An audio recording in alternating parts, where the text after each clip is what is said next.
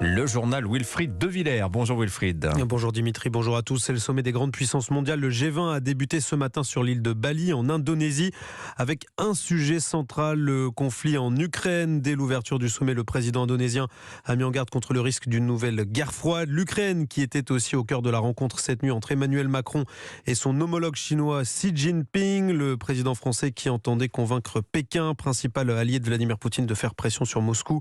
Bonjour Jacques Serret. Bonjour. Vous êtes l'envoyé spécial d'Europe 1 à Bali. Est-ce qu'Emmanuel Macron est arrivé à ses fins ?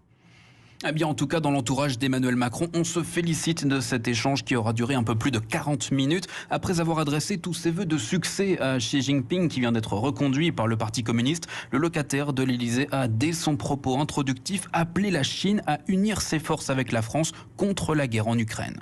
Je partage votre souhait de tout faire pour que la présidence indonésienne puisse faire de ce G20 un succès, c'est-à-dire réduire les tensions, les écarts qu'il y a dans l'environnement international et nous permettre de bâtir ce qui est, je crois, de l'intérêt et de la Chine et de la France, c'est-à-dire une véritable stabilité, des éléments de coopération tangibles qui nous permettent de faire revenir la paix.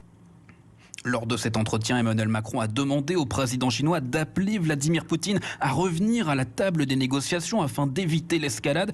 Message reçu selon l'Élysée qui estime, je cite, que la dynamique est positive. Emmanuel Macron envisage d'ailleurs de se rendre à Pékin en début d'année prochaine. Côté chinois, le compte-rendu est un peu plus mesuré. L'entourage de Xi Jinping confirme que la Chine continuera à jouer un rôle constructif pour parvenir à un cessez-le-feu, mais à sa manière. Merci Jacques Serret en direct de Bali pour Europe 1. 7h03 sur Europe 1, retour en France. C'est le grand rush à la station-service ces dernières heures, à quelques heures de la fin des ristournes carburant. Et ce soir à minuit, celle du gouvernement passera de 30 à 10 centimes le litre, idem pour la ristourne Total Énergie de 20 à 10 centimes. Et à cela s'ajoutent des problèmes d'approvisionnement qui persistent. Si la grève des raffineurs est officiellement terminée depuis début novembre, certaines stations connaissent toujours des pénuries en Ile-de-France, principalement. Barthélémy Philippe, comment expliquer ce retour à la normale difficile ? Eh bien d'abord parce qu'il faut compter 10 à 15 jours après la reprise du travail dans les raffineries pour que les stations recommencent à être livrées. Avec la fin des grèves très récentes, la capacité française de production n'est pas encore à 100%, ce qui explique une partie des difficultés. Mais selon Francis Pousse, président national station-service chez Mobiliance, le rebond des pénuries ne va pas durer. Il s'explique par un calendrier particulier entre le long week-end du 11 novembre et la baisse des ristournes qui approche. Les stations n'ont pas été livrées comme à l'habitude vendredi et il y a eu très peu de livraisons samedi. Conjugué à l'effet baisse de remise mardi soir à minuit, c'est que tout le monde se précipite à la pompe. Dès que la remise va être baissée, on n'aura plus d'emballement et donc fatalement les ventes vont baisser en station, mais pendant ce temps-là on va pouvoir ravitailler de façon à rétablir les stocks moyens de stations-service. Et ils en ont bien besoin. Ces derniers jours, la surconsommation varie de 10 à 30% selon les stations par rapport à l'an dernier. Barthélémy Philippe du service économie d'Europe 1 après la baisse des ristournes carburant. Demain donc, le prix du litre devrait repasser au-dessus de la barre symbolique des 2 €. Alors pour faire des économies, il y a bien des solutions. Réduire la vitesse sur l'autoroute par exemple, passer de 130 à 110 km/h. Mais de là à en faire une obligation, pas question, dit Elisabeth Borne. La première ministre s'exprimait à la télévision hier soir. Quand on passe de 130 à 110 km/h, on réduit de 20% sa consommation. Et du reste, dans le cadre du plan sobriété pour les fonctionnaires de l'État, on leur a demandé de limiter leur vitesse à 110 km/h quand ils utilisent des voitures de service ou de fonction. De là à imposer aux Français, je pense que ça n'est pas la bonne voie. On a aussi des gens qui ont besoin de se déplacer sur autoroute et qui peuvent avoir des contraintes de temps. Donc moi, je pense que c'est important d'informer sur l'intérêt que ça peut présenter pour réduire les émissions de gaz à effet de serre, mais on ne peut pas fonctionner à coup d'interdiction. La première ministre Elisabeth Borne sur BFM TV hier soir. Dans l'actualité également, inciter au retour à l'emploi tout en modulant les conditions d'indemnisation chômage. C'est le sens de la loi Travail 2. Elle doit être votée en fin de journée. Oui, alors que l'inflation va de record en record, qu'il est de plus en plus difficile de boucler ces fins de mois. Le paradoxe, c'est que sur le front de l'emploi, la situation est plutôt bonne. C'est dans ces conditions que le gouvernement veut donc moduler ces indemnisations chômage, comme l'explique Marc Ferracci, le vice-président du groupe Renaissance à l'Assemblée l'Assemblée nationale. Et c'est aussi le rapporteur du projet de loi sur l'assurance chômage. On est dans une situation aujourd'hui où la conjoncture est plutôt bonne, puisque le taux de chômage est à 7,4%, alors qu'il était à 9,5% en 2017. Et on est dans une dynamique qui, même s'il y a des incertitudes, est plutôt favorable.